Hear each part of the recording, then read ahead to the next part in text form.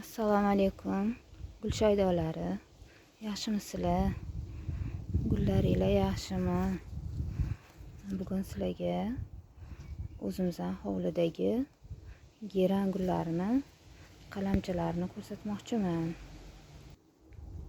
Mana 3 ta ariqqa qator qilib ekilgan geran qalamchilarimiz. Bular ekilganiga 2 oy vaqt bo'lib qoldi. Qishda uyda turadi va kunlar isib, yerlar ancha ilov holatga kelganidan keyin bitta shoxi sindirib, shunda qadab chiqilgan. Mana hali bular o'zini yaxshi ushamagan, ko'pchiligi shunaqa holatga kelib qolgandi. Mana endi sekin o'rganib qolishdi yerga va gullashni ham boshlashdi. G'ushtlarimiz chiqib har yili qip-qizil bo'lib, turli tuman ranglari ko'rinib turganda havas kelishadi va so'rashadi, qanaqa qilib sizlar buni ko'paytirasizlar deb.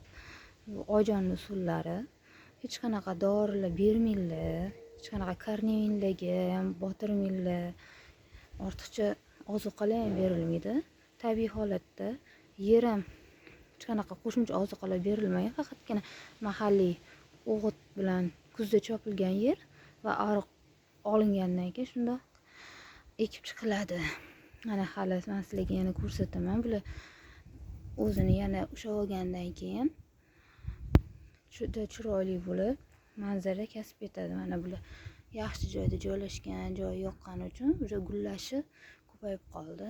Mana bu boshqacha sorti. Mana yonida ham bor. Mana bular yana bu yerda endi bizda hozir bolgarskiy, perslar, baqlajonlar ekilgan. Yana bir narsa ko'rsatmoqchi edim. Mana bu mayskiy xrizantema, ya'ni may oyidan boshlab gullab to kuzgacha gullaydigan sorti. Men uni shunda shoxini sindirib, hech qanaqa dori bermasdan xuddi geranga o'xshab yerga kirgizib, ustiga baklashka yopib qo'ydim, kesib va 5 kun bo'ldi buni ochib qo'ydim, ancha o'zini tutib olgani uchun. Mana bu joyda bo'lsa yana 5-may kuni chelinka qilgani xrizantema.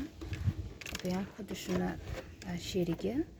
Bular ancha o'zini ushlab qoldi. Kuniga 2 mahal tagiga shunday baklashkani sal ko'tarib suv sepib boramiz va yana yopib qo'yamiz.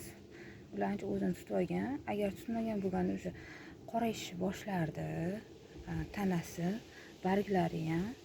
Hozir quyosh tushib turganiga sal shalpayib qolyapti barglari, lekin yaxshi. Yana 10 kundan keyin bularni ham ochamiz.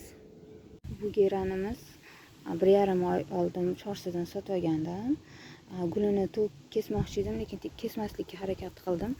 Men bilishim bo'yicha men hozir chiqargan uzun shoxchalari urug'i ekan.